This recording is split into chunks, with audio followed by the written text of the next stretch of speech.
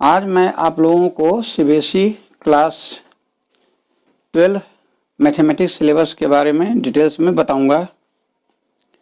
सबसे पहले मैं आपको मार्किंग स्कीम टॉपिक वाइज बता रहा हूं। ये टॉपिक है पहला सेट थ्योरी, जिसमें दो पार्ट है, पहला रिलेशंस, दूसरा फंक्शंस। सेट थ्योरी के लिए मार्क्स 8 है। इसी फर्स्ट टॉपिक में ट्रिग्नोमेट्री भी पढ़ना है, जिसमें केवल एक ही लेसन है, इनवर्स सर्कुलर फंक्शंस। टॉपिक 2 जो है अलजेब्रा है, इसमें आपको दो पार्ट्स पढ़ना है, पहला डिटरमिनेंट्स, दूसरा मैट्रिसेज। अलजेब्रा के लिए मार्क्स 10 है। थर्ड टॉपिक है कैलकुलस, इसमें 3 पार्ट्स हैं, पहला डिफरेंशियल कैलकुलस, दूसरा इंटीग्रल कैलकुलस, तीसरा डिफरेंशियल इक्वेशंस। कैलकुलस के लिए मार्क्स 35 है। फोर्थ टॉपिक है आपका वेक्टर अलजेब्रा, इसमें 3 पार्ट्स हैं, पहला बेसिक कंसेप्ट्स ऑफ वेक्टर, दूसरा डॉट प्रोडक्ट ऑफ 2 वेक्टर्स, तीसरा cross product of 2 vectors. Vector algebra के लिए 14 मार्क्स है। इसी फोर्थ टॉपिक में वेक्टर अलजेब्रा के साथ साथ आपको 3 डायमेंशनल ज्योमेट्री भी पढ़ना है।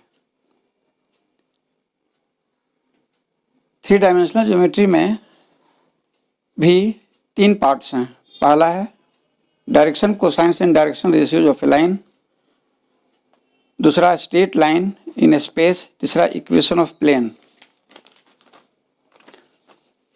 फिफ्थ टॉपिक है आपका लीनियर प्रोग्रामिंग प्रॉब्लम, एलपीपी। इसमें केवल एक ही पार्ट है, to solve LPP by graphical method, यानी ग्राफिकल मेथड के द्वारा लीनियर प्रोग्रामिंग प्रॉब्लम को सॉल्व करना।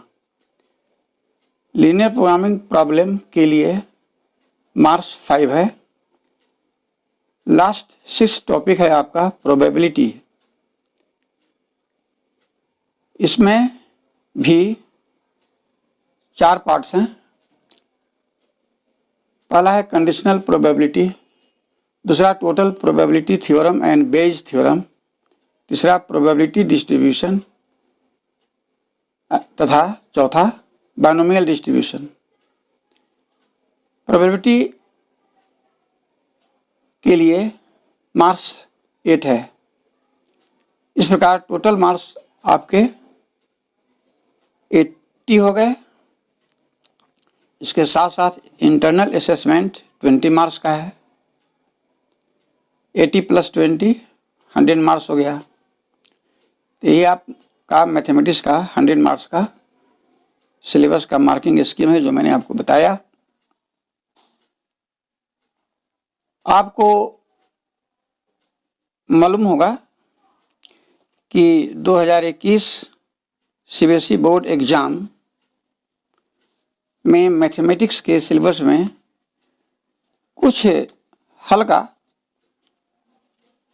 कम किया गया था,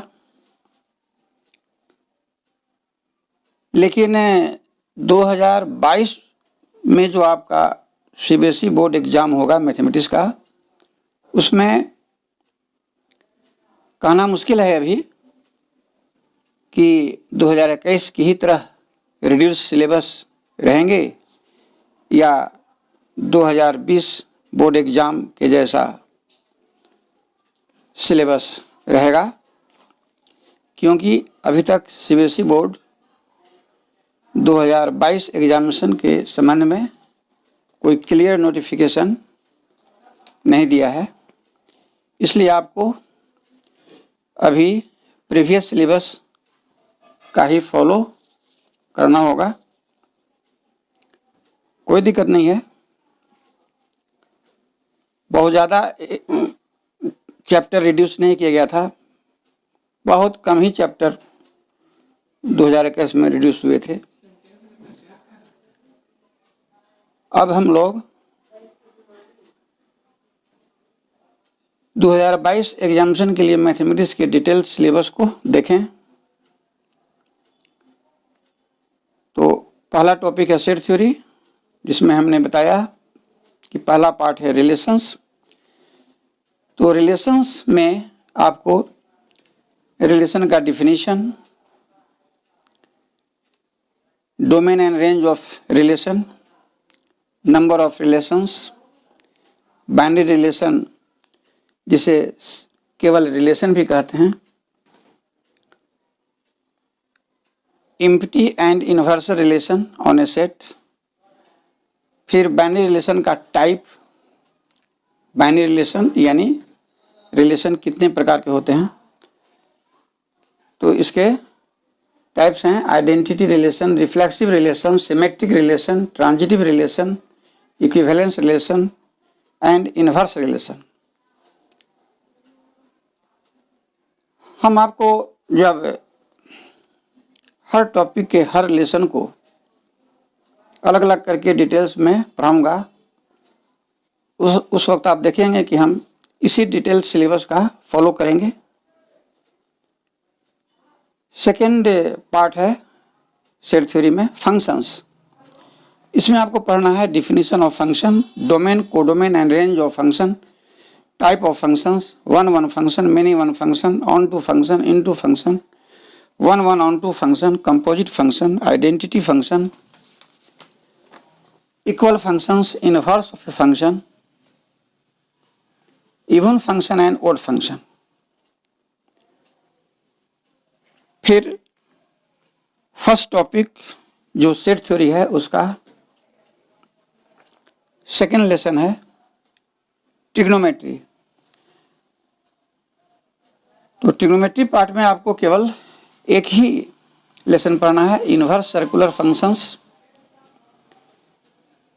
इनवर्स सर्कुलर फंक्शंस में आपको पढ़ना है definition of inverse circular function, domain, range, principal value, graph of inverse circular function and properties of inverse circular function.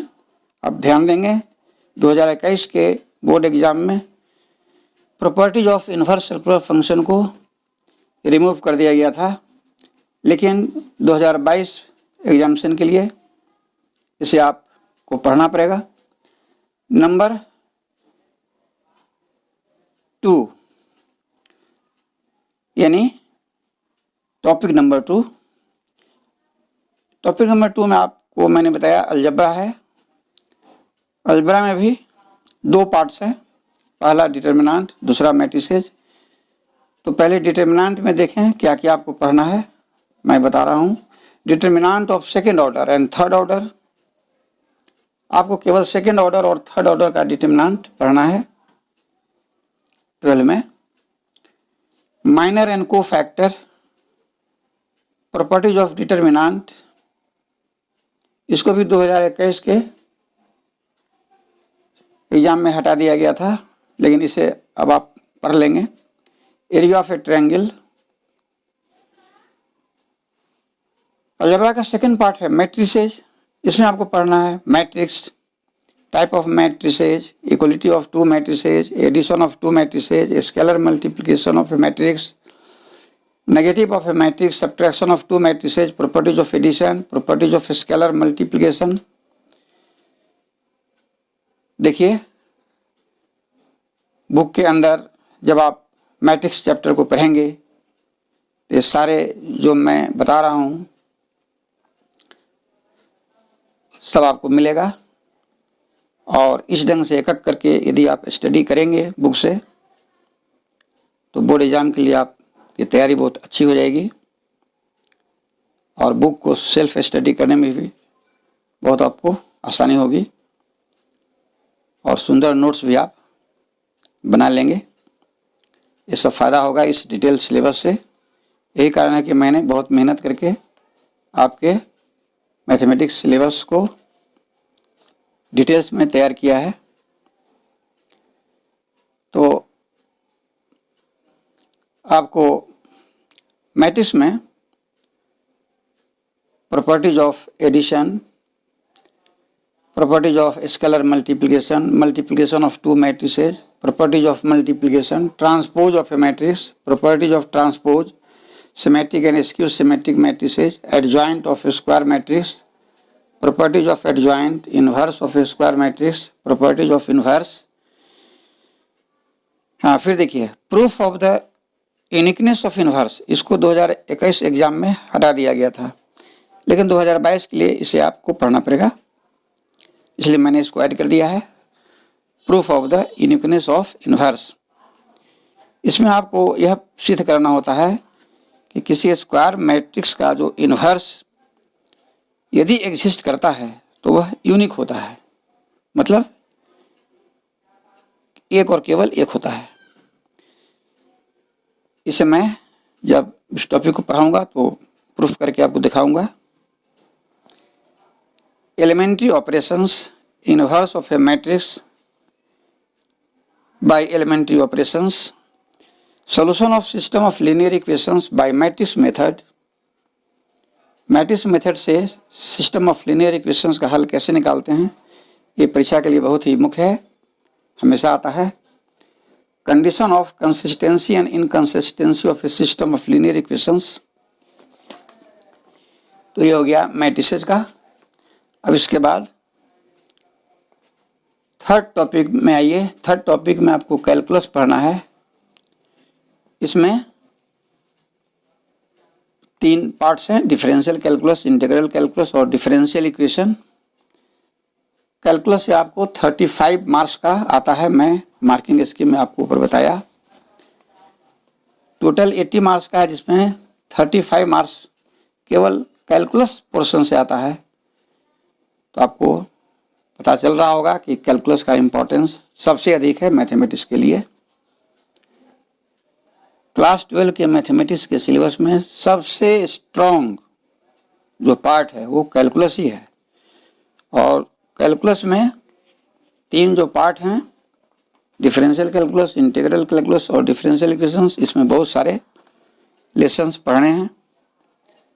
तो सबसे अधिक ध्यान आपको कैलकुलस पर देना चाहिए। तो करीब करीब 50% मार्क्स तो आप केवल कैलकुलस से ही प्राप्त कर लेंगे, बहुत ही उपयोगी है आपके लिए। तो देखा जाए डिफरेंशियल कैलकुलस जो पार्ट है उसमें आपको पढ़ना है चेन रूल ऑफ डिफरेंशिएशन। यह सच्चाई है कि डिफरेंशिएशन के प्रॉब्लम्स जब आपको हम बताएंगे तो आप देखेंगे उस वक्त कि चेन रूल का ही यूज होता है। डिफरेंशिएशन के हर चैप्टर में चेन रूल का ही यूज होता है। यदि चेन रूल ऑफ डिफरेंशिएशन अच्छे ढंग से आप समझ जाएंगे तो डिफरेंशिएशन करना बहुत ही आपके लिए आसान हो जाएगा। अधिक पढ़ना है लेकिन बहुत ही आपको हल्का अनुभव होगा यदि सही ढंग से आप ग्रैस्प करेंगे जो मैं आपको सिखलाऊंगा। तो देखा जाए चेन रूल ऑफ डिफरेंशिएशन के विषय में मैं बता रहा था, यही चीज़ है डिफरेंशिएशन का बैकबोन है, चेन रूल ऑफ डिफरेंशिएशन। फिर आपको पढ़ना है differentiation of implicit function. Implicit का अर्थ होता है अस्पष्ट, अस्पष्ट फलन का अवकलन हिंदी में। तो डिफरेंशिएशन ऑफ इम्प्लिसिट फंक्शन जब टॉपिक को डील करेंगे उसमें बताएंगे कि एक होता है एक्सप्लिसिट फंक्शन अस्पष्ट फलन, एक होता है इम्प्लिसिट फंक्शन अस्पष्ट फलन। तो एक्सप्लिसिट फंक्शन और इम्प्लिसिट फंक्शन में क्या डिफरेंस है, मैं सारी चीज़ों को बताऊंगा। अभी सिलेबस पर ध्यान दें, समझें क्या क्या पढ़ना है। पैरामीट्रिक डिफरेंशिएशन, लॉगरिथमिक डिफरेंशिएशन बड़ा ही इम्पोर्टेंट है। लॉगरिथमिक डिफरेंशिएशन पार्ट में सबसे इसका इम्पोर्टेंट रोल है प्रॉब्लम को हल करने में भी। इसके बाद है आपका differentiation of inverse circular function, जो ट्रिग्नोमेट्री में आप पढ़ा इनवर्स सर्कुलर फंक्शन, उसी इनवर्स सर्कुलर फंक्शन का डिफरेंशिएशन यहाँ पढ़ेंगे। सेकेंड ऑर्डर डेरिवेटिव, जिसे सिंबल में लिखते हैं d2y/dx2, तो सेकेंड ऑर्डर डेरिवेटिव के विषय में आपको पढ़ेंगे। कंटिन्यूटी एट ए पॉइंट, एक कंटिन्यूटी चैप्टर है, बड़ा ही इंपॉर्टेंट है। कंटिन्यूटी एंड डिफरेंशिएबिलिटी, ये बहुत ही इंपॉर्टेंट पार्ट है कैलकुलस का और बड़ा कंसेप्टियल है। मैं इसे काफ़ी अच्छे ढंग से बताऊंगा। तो देखा जाए कंटिन्यूटी में क्या क्या पढ़ना है। Continuity at a point, list of continuous functions, continuity in an interval. Continuity जैसे पॉइंट पर भी होता है और कंटिन्यूटी किसी इंटरवल में भी होता है, दोनों को अलग अलग डिफाइन करेंगे। फिर कुछ कंटिन्यूटी के प्रॉपर्टीज हैं जिसे अलजेब्रा ऑफ कंटिन्यूटी नाम दिया गया है। Continuity of composite function, differentiability at a point, list of differentiable functions, Rolle's theorem, geometrical interpretation of Rolle's theorem काफ़ी इंपॉर्टेंट है। Lagrange's mean value theorem, short में LMVT। फिर geometrical interpretation of Lagrange's mean value theorem. अक्सर students जो होते हैं वे रॉलिस theorem और लैग्रेंजेज mean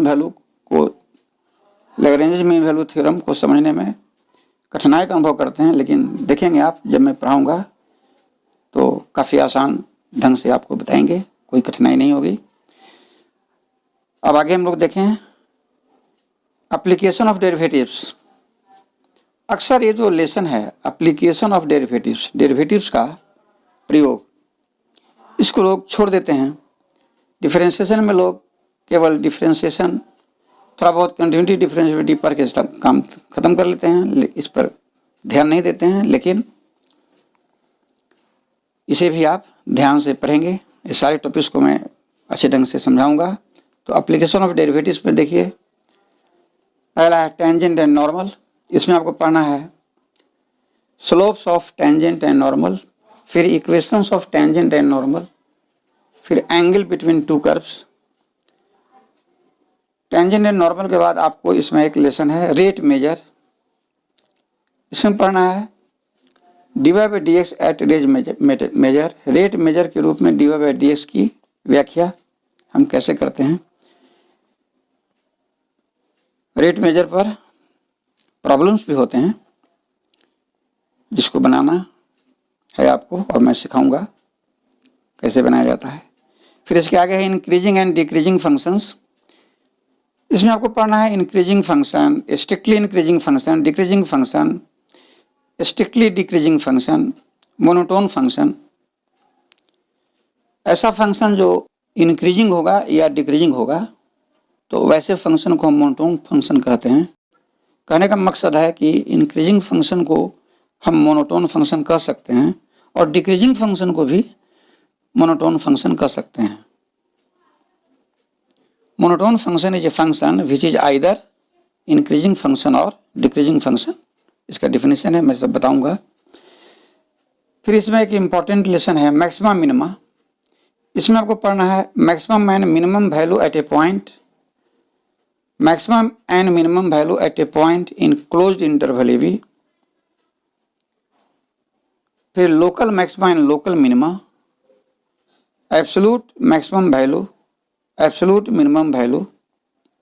absolute maximum value को ग्रेटेस्ट वैल्यू भी कहते हैं और एब्सोल्यूट मिनिमम वैल्यू को लीस्ट वैल्यू कहते हैं। पढ़ाते समय सब आपको बताएंगे। First and second derivative test बहुत इंपॉर्टेंट है। मैक्सिमम मिनिमा का दो टेस्ट होता है, एक फर्स्ट डेरिवेटिव टेस्ट, एक सेकेंड डेरिवेटिव टेस्ट। फिर एक इसमें लेसन पढ़ना है अप्रोक्सीमेशन, जिसका मतलब होता है सन्निकट मान, लगभग मान। तो इसमें आपको यह पढ़ना है कि हम किसी फंक्शन का अप्रोक्सीमेट वैल्यू कैसे निकालते हैं। तो मान लीजिए कि y x का कोई फंक्शन है, यदि आप लिखते हैं y बराबर fx, तो आप जानते हैं स्मॉल इंक्रीमेंट इन x को स्मॉल डेल्टा x से डिनोट करते हैं। यहाँ पर स्मॉल डेल्टा x डिनोट करता है absolute error in x. Delta x by x ये डिनोट करता है relative error in x. Delta x by x into 100 ये डिनोट करता है परसेंटेज एरर इन एक्स। इसमें तीन बातें आती हैं इस लेसन में, अप्रॉक्सीमेशन में, absolute error in x, relative error in x और परसेंटेज एरर इन एक्स। थोड़ा सा इसके विषय में आपको यहाँ मैं बता दिया हूँ, जब टॉपिक पढ़ाएंगे तो सब डिटेल्स में समझाएंगे। इसमें एक बहुत इम्पोर्टेंट फार्मूला है जिसका इस्तेमाल होता है और इसी फार्मूला से इस लेसन के प्राय सभी प्रॉब्लम हल किए जाते हैं। तो मैं थोड़ा सा यहाँ पर इंडिकेट कर दिया हूँ ताकि बुक से पढ़ने में आपको आसानी हो। तो फार्मूला है dy बाई डी एक्स और F dash X is equal to F X plus delta X minus F X बटा डेल्टा एक्स। ये एग्जैक्ट वैल्यू नहीं है एफ डैश एक्स का, यह अप्रॉक्सीमेट वैल्यू है, इसलिए इसको हम लोग अप्रॉक्सीमेट के सिंबल से भी दिखाते हैं। देखिए मैंने लिखा है नीचे, implies that F dash X approximately का सिंबल दिए हैं और इसे हम पढ़ेंगे F dash X is approximately equal to F X plus delta X minus F X बटा डेल्टा एक्स। तो ये हुआ अप्रॉक्सीमेशन। इस लेसन को अक्सर लोग छोड़ दिया करते हैं, नहीं पढ़ते हैं, लेकिन मैं इस लेसन को खूब दिलचस्पी के साथ क्लियर वे में बताऊंगा, कोई कठिनाई आपको नहीं होगी। इसके प्रॉब्लम इस फार्मूला से बहुत ही आसानी से बनते हैं, आप देखेंगे। फिर डिफरेंशियल कैलकुलस के बाद सेकंड पार्ट है इंटीग्रल कैलकुलस। ये भी बहुत आपके लिए इम्पोर्टेंट है। कैलकुलस का यह पार्ट भी बहुत इम्पोर्टेंट है आपके परीक्षा के लिए। इसमें indefinite integration, results on integration, rules of integration, फिर methods of integration. Methods of integration में तीन है।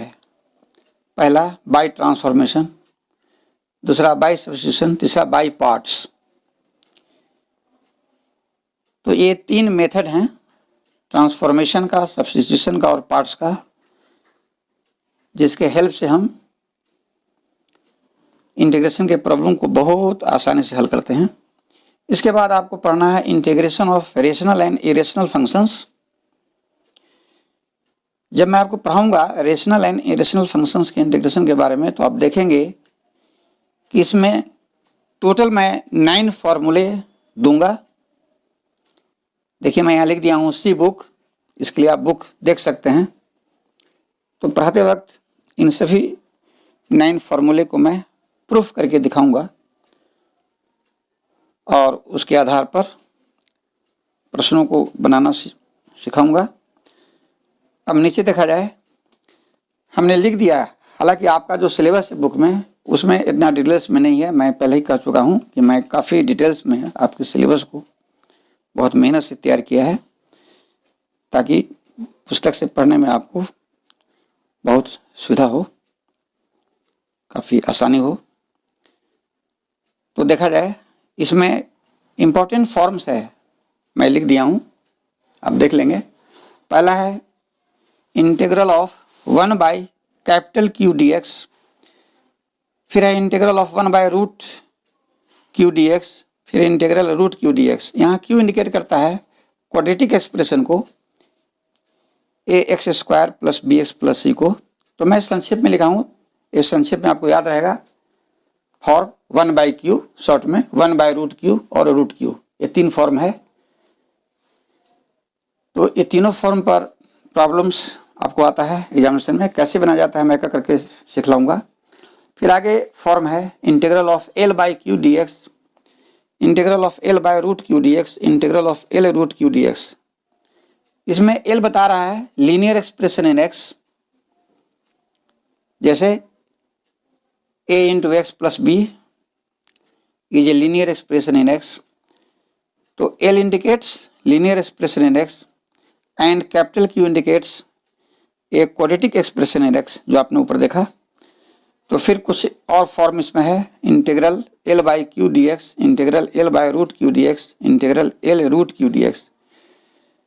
फिर कुछ और स्पेशल फॉर्म है, integral D X by 1 plus A X square plus X to the power 4, जहाँ ए कांस्टेंट है। ये जो फॉर्म है ये आपको इंजीनियरिंग एंट्रेंस एग्जाम में इससे बहुत अधिक पूछा जाता है। ऐसे कभी कभी सीबीएसई बोर्ड एग्जाम में भी देखा गया है कि इससे प्रश्न आया है, इसलिए मैं इसको बताया हूँ और टॉपिक पढ़ाते समय इस सब को अच्छे ढंग से आपको समझाऊंगा। तो ये जो फॉर्म मैंने आपको दिया, इंटीग्रल डी एक्स बटा 1 plus A X square plus X to the power 4, इसमें इस टाइप के प्रश्न आते हैं। Integral D X by 1 plus X to the power 4, integral root tan x dx, integral root cot x dx etc। फिर आगे देखा जाए इंटीग्रेशन ऑफ ट्रिग्नोमेट्रिक फॉर्म्स। ये ट्रिग्नोमेट्रिक फॉर्म्स का इंटीग्रेशन है, इसमें है सब फॉर्म है डिफरेंट टाइप का। तो ये ट्रिग्नोमेट्रिक फॉर्म है, इंटीग्रल डी एक्स बटा A plus B sine X, integral D X बटा A plus B cos X, integral D X बटा A plus B sine X plus C cos X, integral of A sine X plus B cos X by C sine X plus D cos X D X. और last में है integral of F sine 2x यानी function of sign 2x into bracket के अंदर है sign X plus minus cos X D x. तो नीचे के जो फॉर्म हैं वो सीबीएसई में भी कभी कभी आते हैं और इंजीनियरिंग एंट्रेंस एग्जाम के लिए तो बहुत ही मुख्य है। ये सारे इंटीग्रेशन के जो फॉर्म है एक एक करके मैं आपको बताऊंगा अच्छे ढंग से। Integration by partial fraction,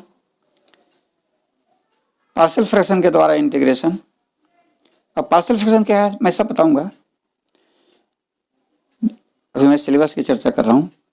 definite integration, properties of definite integration. Properties of definite integration में 6 प्रॉपर्टीज हैं। Definite integral as the limit of a sum, इसको इंटीग्रेशन फ्रॉम फर्स्ट प्रिंसिपल भी कहा जाता है, दोनों एक ही चीज है।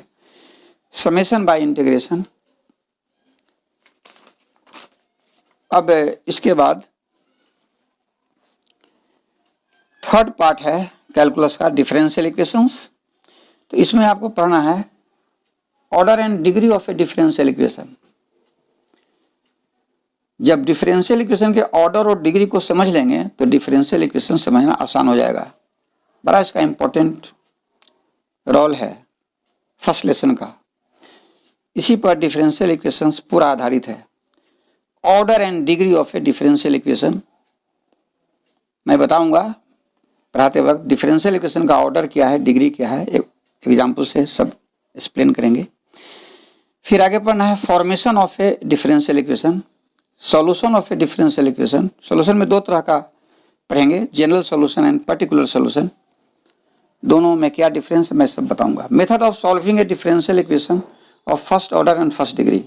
फर्स्ट ऑर्डर और फर्स्ट डिग्री के डिफरेंशियल इक्वेशन को कैसे हम सॉल्व करते हैं, उसके लिए कौन कौन से मेथड्स हैं। तो इसके लिए सब मेथड्स आपको यहाँ जिक्र किए हैं।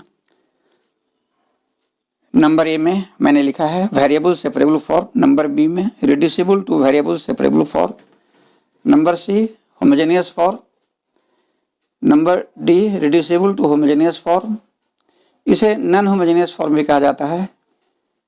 नंबर ई लीनियर फॉर्म, देखिए इसका फॉर्म होता है dy by D X plus Y गुना पी बराबर Q, where P and Q are either constants और फंक्शंस ऑफ एक्स। फिर है नंबर एफ में रिड्यूसिबल टू लीनियर फॉर्म, जिसे बर्नौलीज डिफरेंशियल इक्वेशन भी कहते हैं।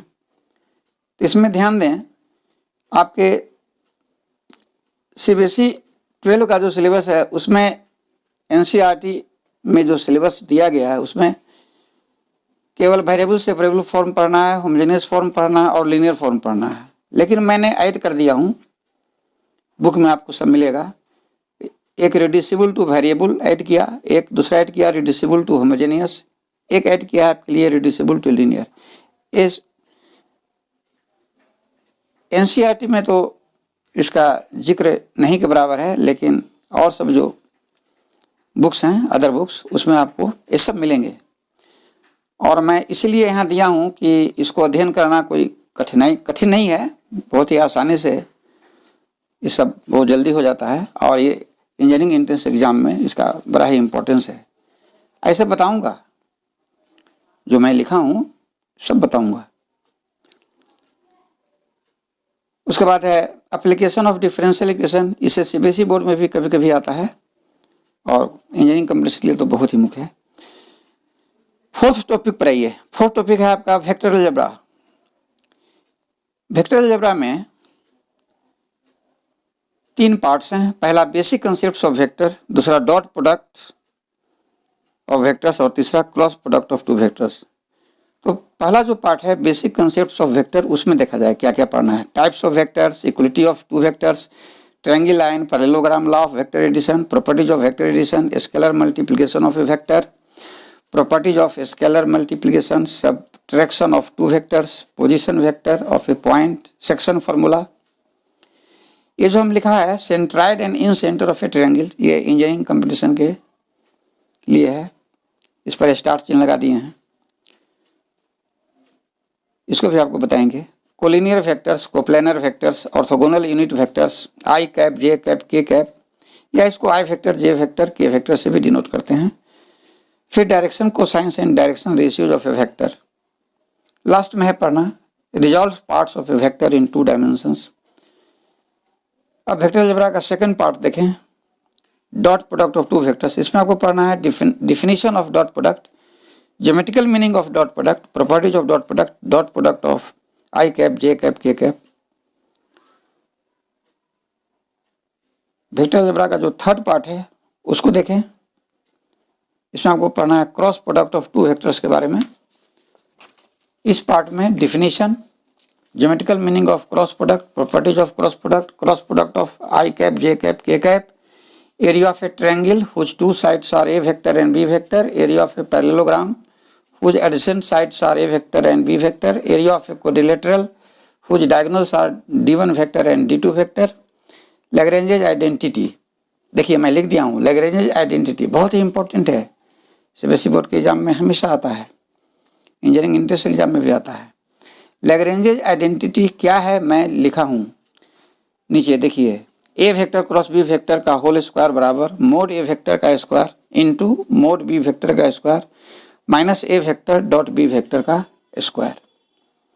तो इस लैग्रेंजेस आइडेंटिटी को मैं प्रूफ करके दिखाऊंगा। इसके बाद इसी टॉपिक में वेक्टर अलजेब्रा के साथ 3 डायमेंशनल ज्योमेट्री के विषय में आपको पढ़ना है, जिसको शॉर्ट में 3D कहते हैं। 3D में भी आपको 3 पार्ट है। पहला है direction cosines and direction ratios of line, दूसरा है स्ट्रेट लाइन इन स्पेस, तीसरा है इक्वेशन ऑफ प्लेन। तो बारी बारी से इसको डील किया जाए। पहला है direction cosines and direction ratios of line, बस जिसको मैं अंडरलाइन किया हूँ, इसके विषय में हल्के फुल्के डिफिनीशंस हैं और इस पर प्रॉब्लम आता है, इस पर कोई विशेष थ्योरी नहीं है। सेकंड पार्ट देखा जाए, ये मेन है स्ट्रेट लाइन इन स्पेस। इसमें थ्योरम भी मिलेंगे और प्रॉब्लम्स भी आएंगे। तो देखिए इसमें क्या क्या पढ़ना है। Vector equation of a line passing through a point. Point का नाम दिए हैं कैपिटल ए और ब्रैकेट में लिखे हैं small A vector. Small A vector point A का पोजीशन वेक्टर बताता है। यहाँ पढ़ेंगे through a point capital A small A vector, ऐसे पढ़ेंगे। And parallel to a vector B vector. यह 1 पॉइंट फॉर्म कहलाता है शॉर्ट में। क्यों? क्योंकि ये लाइन केवल एक ही पॉइंट से पास करता है, इसलिए इसका नाम दिया गया है 1 पॉइंट फॉर्म। फिर Cartesian equation of a line passing through a point capital A whose coordinates are x1, y1, z1 and having direction ratios abc। तो जिस लाइन का इक्वेशन वेक्टर फॉर्म में पढ़ेंगे, उसी लाइन का इक्वेशन कार्टेशियन फॉर्म में भी आपको पढ़ना है इस लेसन में। फिर आगे देखिए, vector equation of a line passing through 2 points. वो था पासिंग थ्रू ए पॉइंट, इसलिए 1 पॉइंट फॉर्म था। यह है passing through 2 points capital A small A vector and capital B bracket में स्मॉल बी वेक्टर। क्योंकि स्ट्रेट लाइन 2 पॉइंट से pass करता है, इसलिए इसका नाम दिया गया 2 पॉइंट फॉर्म। फिर आगे देखा जाए Cartesian equation of a line passing through 2 points A x1y1 z1 and b x2y2 z2। तो आप देख रहे हैं कि जिस लाइन का इक्वेशन वेक्टर फॉर्म में आप निकालते हैं उसी लाइन का इक्वेशन कार्टेशियन फॉर्म में भी निकालने के लिए सीखना है। और एग्जामिनेशन में वेक्टर फॉर्म और कार्टेशियन फॉर्म दोनों पर ही सवाल आते हैं। फिर इसके आगे है कोलिनियरिटी ऑफ 3 पॉइंट्स, मतलब 3 पॉइंट्स के कोलिनियर होने का क्या कंडीशन है। एंगल बिटवीन 2 लाइंस, फिर स्क्यू लाइंस, ये बड़ा इंपॉर्टेंट है एग्जामिनेशन के लिए। स्क्यू लाइंस को मैं अच्छे ढंग से डिफाइन करूंगा पढ़ाते वक्त, बड़ा ये गुर है, इसे बहुत लोग कम समझ पाते हैं। स्क्यू लाइंस क्या है मैं अच्छे ढंग से आपको समझाऊंगा। तो स्क्यू लाइंस में आपको पढ़ना है शॉर्टेस्ट डिस्टेंस, शॉर्ट में लिखेंगे SD, shortest distance between 2 skew lines. इस लेसन में हम 2 दिए गए स्क्यू लाइंस के बीच का शॉर्टेस्ट डिस्टेंस यानी सबसे छोटी दूरी ज्ञात करते हैं। Distance between 2 parallel lines. फिर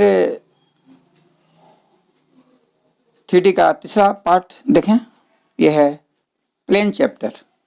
इसमें डिफरेंट फॉर्म्स में प्लेन का इक्वेशन निकालते हैं, इसलिए इसका नाम दिए हैं इक्वेशन ऑफ प्लेन। सबसे पहले आपको बताएंगे कि प्लेन का इक्वेशन जनरल फॉर्म में होता है ax + by + cz + d = 0। Plane के जनरल फॉर्म का पूरे प्लेन चैप्टर में हर जगह इसका आपका इस्तेमाल मिलेगा, इसलिए मैं यहाँ सबसे पहले लिखा हूँ प्लेन का इक्वेशन इन जनरल फॉर्म। इसे याद रखेंगे आप, ax + by + cz + d = 0 is the equation of a plane in general form. Plane का इक्वेशन चाहे किसी फॉर्म में हम पढ़ें, उसको हम जनरल फॉर्म में कन्वर्ट कर सकते हैं। प्रॉब्लम में सब बताएंगे। Vector equation of a plane passing through a point capital A whose position vector is r1 vector and perpendicular to a vector n vector।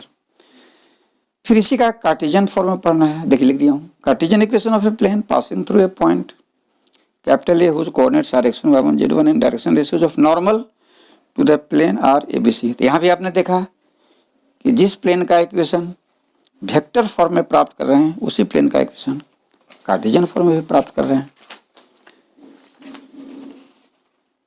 अब इसके आगे vector equation of a plane through 3 non collinear points A r1 vector, B r2 vector and C r3 vector. फिर इसी plane का जो 3 non collinear point से pass करता है, इसका कार्टेशियन इक्वेशन हम लोग निकालेंगे। देखिए मैं लिखा हूँ Cartesian equation of a plane through 3 non collinear points A x1 y1 z1 B x2 y2 z2 and C x3 y3 z3। फिर इसके नीचे है equation of a plane through the line of intersection of 2 planes. इसके बाद पढ़ना है equation of a plane parallel to a given plane ax + by + cz + d = 0। देखिए यही प्लेन का जनरल फॉर्म है। इसी प्लेन के पैरेलल प्लेन का इक्वेशन आपको तैयार करना है। Line of intersection of 2 planes, angle between 2 planes, angle between a line and a plane, perpendicular distance of a point from a plane, image of a point with respect to a plane. देखिए किसी plane के respect में किसी point का image प्राप्त करना, इसका बहुत ही इम्पोर्टेंट है। ये इंजीनियरिंग एंट्रेंस एग्जाम और CBSE बोर्ड में हमेशा आता रहता है। अब 5th टॉपिक देखा जाए, इसमें है लीनियर प्रोग्रामिंग प्रॉब्लम, शॉर्ट में LPP। इसमें बस आपको केवल एक ही लेसन पढ़ना है, how to solve linear programming problem by graphical method. मतलब ग्राफिकल मेथड के द्वारा हम लीनियर प्रोग्रामिंग प्रॉब्लम को कैसे सॉल्व करते हैं, ये ग्राफ के जरिए आपको मैं सिखाऊंगा। इसमें ग्राफ की जरूरत पड़ती है, एग्जामिनेशन में भी आपको ग्राफ में ही दिखाना होता है। जो स्टूडेंट ग्राफ में नहीं दिखाते हैं उनके मार्क्स कट जाते हैं। बहुत लड़के केवल ऐसे ही लिख देते हैं और ग्राफ नहीं अटैच करते हैं। आपको कॉपी में ग्राफ में ग्राफिकल सॉल्यूशन को दिखा करके और उसको अटैच करना है, तभी मार्क्स मिलेगा। सिक्स टॉपिक है आपका प्रोबेबिलिटी, ये आपका लास्ट टॉपिक है। इस टॉपिक में भी 4 पार्ट्स हैं, 1 2 3 4। देखिए बारी बारी से। पहला जो पार्ट है कंडीशनल प्रोबेबिलिटी है, यानी शर्त वाला प्रोबेबिलिटी। क्लास 11 में भी आप प्रोबेबिलिटी पढ़ा है, लेकिन उससे आगे की ये सब चीज़ है। 12 में सबसे पहले आपको पढ़ना है प्रोबेबिलिटी में कंडीशनल प्रोबेबिलिटी, शर्त वाला प्रोबेबिलिटी। तो सबसे पहले कंडीशनल प्रोबेबिलिटी क्या है, इसका डिफिनीशन क्या है, इसके बारे में आप पढ़ेंगे। फिर properties of conditional probability, conditional probability के क्या प्रॉपर्टीज हैं। इंडिपेंडेंट इवेंट्स, इंडिपेंडेंट इवेंट्स क्या होता है, स्वतंत्र घटनाएं। मल्टीप्लिकेशन थ्योरम ऑन प्रोबेबिलिटी बहुत ही इंपॉर्टेंट है। तो इंडिपेंडेंट इवेंट्स समझने के बाद ही आप समझ पाएंगे मल्टीप्लिकेशन थ्योरम ऑन प्रोबेबिलिटी। मैंने यहाँ बिग ब्रैकेट के अंदर मल्टीप्लिकेशन थ्योरम ऑन प्रोबेबिलिटी क्या है लिख दिया हूँ समझने के लिए। पी से प्रोबेबिलिटी पढ़ते हैं, probability of A intersection B is equal to probability of A into probability of B. Short में पी ए इंटरसेक्शन बी बराबर P A into P B, where A and B are 2 independent events. तो आपने देखा ना कि multiplication theorem on probability में जो statement है पी ए इंटरसेक्शन बराबर P A into P B, इसमें ए बी पर क्या कंडीशन है, ए और बी दोनों इंडिपेंडेंट इवेंट्स होना चाहिए। तो आप स्पष्ट समझ गए होंगे कि इंडिपेंडेंट इवेंट्स समझने के बाद ही मल्टीप्लिकेशन थ्योरम ऑन प्रोबेबिलिटी आप समझेंगे। मैं सारी बात को समझाऊंगा। सेकेंड पार्ट है total probability theorem and Bayes theorem. तो बेज थ्योरम के पहले एक थ्योरम है टोटल प्रोबेबिलिटी थ्योरम, इसे लोग छोड़ देते हैं, केवल बेज थ्योरम पर कुछ 1-2 प्रॉब्लम बना के दम ले लेते हैं, लेकिन नहीं। बेज थ्योरम को पहले एक आपका थ्योरम है सिलेबस में टोटल प्रोबेबिलिटी थ्योरम। तो टोटल प्रोबेबिलिटी थ्योरम का प्रूफ, बेज थ्योरम का प्रूफ और इस पर बेस्ट प्रॉब्लम सब आपको बताएंगे एक एक करके। थर्ड पार्ट है प्रोबेबिलिटी डिस्ट्रीब्यूशन, बहुत ही इंपॉर्टेंट है।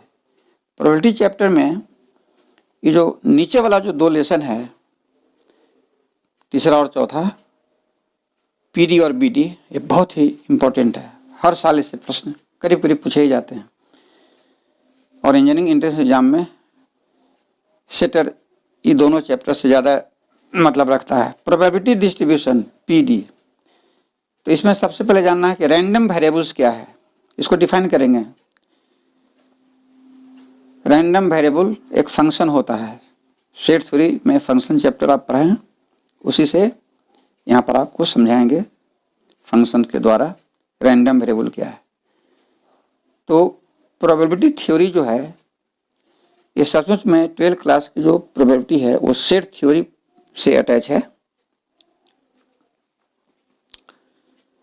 तो रैंडम वेरिएबल क्या है इसको पहले समझना होगा। इसके बाद प्रोबेबिलिटी डिस्ट्रीब्यूशन, शॉर्ट में PD, of a random variable capital x. Random variable को हम लोग कैपिटल एक्स से डिनोट करते हैं और सचमुच में आप रैंडम वेरिएबल कैपिटल एक्स का ही निकालते हैं प्रोबेबिलिटी डिस्ट्रीब्यूशन। इसके बाद हम लोग पढ़ेंगे मीन, इसको म्यू से लिखते हैं, वेरिएंस इसको सिग्मा स्क्वायर से लिखते हैं, एंड स्टैंडर्ड डिविएशन इसको सिग्मा से लिखते हैं। तो पिछले वीडियो में मैं आपको कुछ इम्पॉर्टेंट मैथमेटिकल सिंबल्स का जिक्र किया था, उसमें देखिए आपको याद आ रहा होगा, और नहीं तो यदि वो पिछला वीडियो मेरा मैथमेटिकल सिंबल्स का नहीं देखे हैं तो आप यूट्यूब पर जाकर देख लेंगे। उसमें मैंने बहुत अच्छे ढंग से एक एक करके सब सिंबल को डिस्कस किया था। देखिए यहाँ आ रहा है म्यू, सिग्मा। तो प्रोबेबिलिटी डिस्ट्रीब्यूशन का मीन, वेरिएंस और स्टैंडर्ड डिविएशन हम लोग निकालना सीखेंगे। फिर लास्ट में चौथा पार्ट है बाइनोमियल डिस्ट्रीब्यूशन, शॉर्ट में बीडी। वास्तव में बाइनोमियल डिस्ट्रीब्यूशन एक प्रोबेबिलिटी डिस्ट्रीब्यूशन का ही प्रकार है उसका एक स्पेशल केस है। इसमें हम आपको बताएंगे success and failure in an experiment. किसी रैंडम एक्सपेरिमेंट में सक्सेस यानी सफलता क्या है, फेलियर यानी विफलता क्या है। तो सक्सेस और फेलियर को आप समझ लेंगे तभी बर्नौलीज थ्योरम समझ में आएगा। और बर्नौली का थ्योरम जब समझ लेंगे तो बर्नौलीज थ्योरम से ही बाइनोमियल डिस्ट्रीब्यूशन आया है, जिसको शॉर्ट में BD से लिखते हैं, जिसके विषय में आपको बताएंगे कि बर्नौलीज थ्योरम से बाइनोमियल डिस्ट्रीब्यूशन कैसे प्राप्त होता है। अब लास्ट में बाइनोमियल डिस्ट्रीब्यूशन का भी mean, mu, variance, sigma square और स्टैंडर्ड डिविएशन SD, सिग्मा प्राप्त करना सीखेंगे। तो मैंने आपको इस तरह आपके 12th के मैथमेटिक्स सिलेबस को जो 2022 के लिए संभावित था, उसके एक एक पार्ट को मैंने अच्छे ढंग से आपको स्पष्ट कर दिया। तो मेरे प्रिय छात्रों, आप को यदि हमारा स्पीच अच्छा लगा होगा तो आप हमारे चैनल मैथ डिस्क्राइबर को लाइक कर देंगे, सब्सक्राइब कर देंगे, शेयर कर देंगे। और आपको मैं ये भी बता दूं कि अगले वीडियो में आपको अब क्लास 12 मैथमेटिक्स के एक एक टॉपिक को मैं खूब अच्छे ढंग से step by step definition, theory, उस पर बेस्ड प्रॉब्लम्स सब डील करेंगे। आप बहुत आसानी से हमारे लेक्चर को समझेंगे, समझने में कहीं कोई कठिनाई नहीं होगी, मैं इसका दावा करता हूं। तो अब मैं अपना लेक्चर समाप्त